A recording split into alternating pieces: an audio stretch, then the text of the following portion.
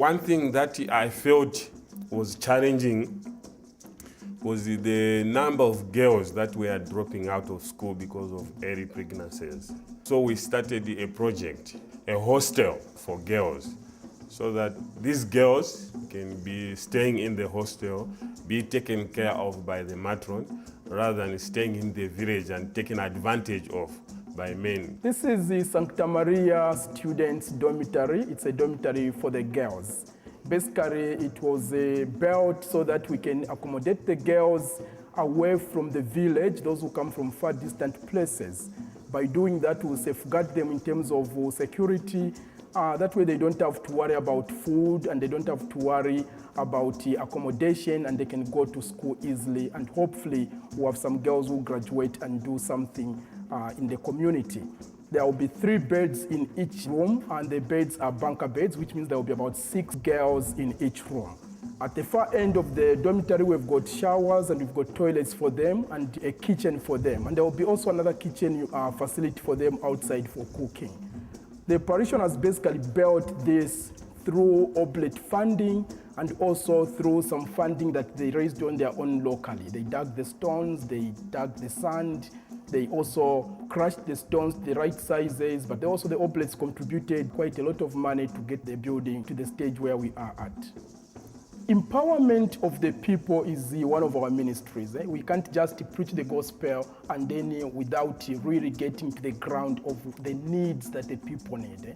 And this is one of the great needs for Lukulu. There is no secondary school with a boarding facility in the whole district in this Lukulu parish. So having this building really is a real ministry, because then we are really empowering the girl child. And by doing so, we are assured that there will be some girls who graduate, who finish school properly without worrying living in the villages and not being able to find their food and proper accommodation. We just had a group of 30 people from a parish in Michigan come, and I think this is a new way of doing ministry and mission, allowing the donors to maybe come and create relationships. St. James Parish, Bay City, Michigan, and 30 of us, including my daughter Ashley down there, are on a 2-week mission to Lukulu, to Sancta Maria, to see what we can do in terms of obviously helping them with work, but forming some, hopefully, what will be lasting relationships between the 2 parishes. Religious communities like the Oblates have so much to teach a diocesan priest like myself about how to do mission. And for example, we came ready to go to work. And finally they said, oh, no, you're going to meet the people first. And they introduced us to the community and to the children. And they teach us that the work will always be here. Create the relationships. I really think we bonded as 2 parishes. We talked to the kids and they were like, I'll really miss you. We know we're a lot alike.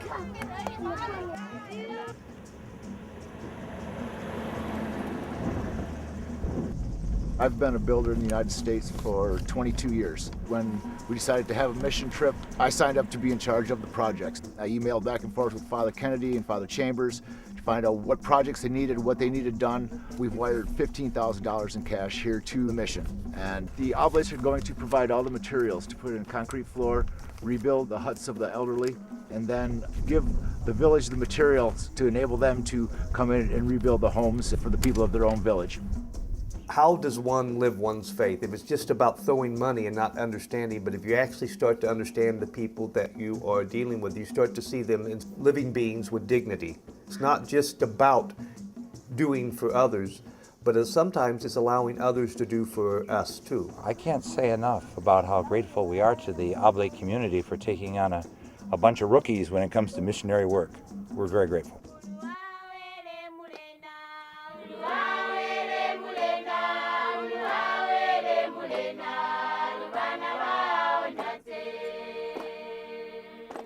We've seen a change in recent years related to the HIV patients, in that with antiretrovirals, a lot of them are becoming stronger. And I come to Lukulu in this remote area, and the hospital is trying. It has over 700 people, I think, on ARVs now. People were saying the hospital is overcrowded, there's long queues. Can't we help with getting counselling and testing centre here? This building started operating on the 1st of April this year. And I know by the end of June, They had tested 140 people. Each Tuesday morning, the milk distribution is from 9 hours until 12 hours. So the mothers and their babies, or sometimes it's a grandmother or a guardian, come and collect the milk. Some of these babies would be orphans whose mother has died, either at childbirth or because of HIV/AIDS, and they have all been referred to us by the hospital for various reasons. This is Regina and Shillery, two volunteers who have been helping with the milk project since its beginning in 2006. And they have come every week without fail, and they measure the milk and they distribute it. Babies under 6 months, we usually give the lactogen milk, and the older babies we supplement with the HEPS, which is a high energy protein supplement which our group of women make. And they would mix this in with the porridge once the baby starts eating solid food. The Oblates in the parish have provided the driver and water, electricity, the cleaner. So it's all part of one parcel sort of thing within the parish, and the Oblates and ourselves working together.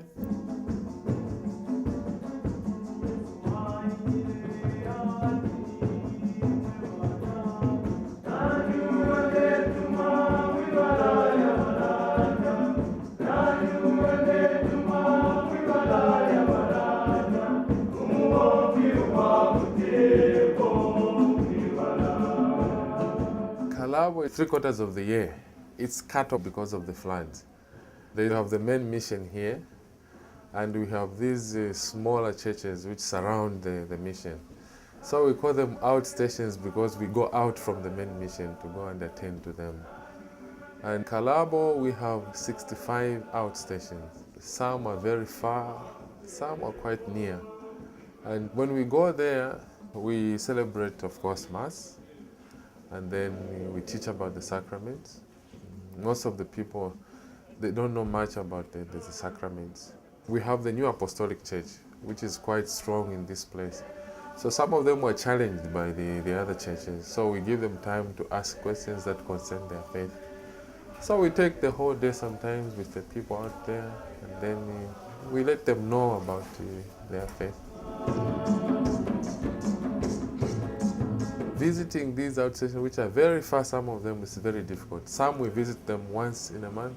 Some, especially these which are nearby, maybe twice in a month. Those that are very far, maybe in 6 months we visit them once. When you see these people of God gathering together, waiting for you, maybe for 6 months,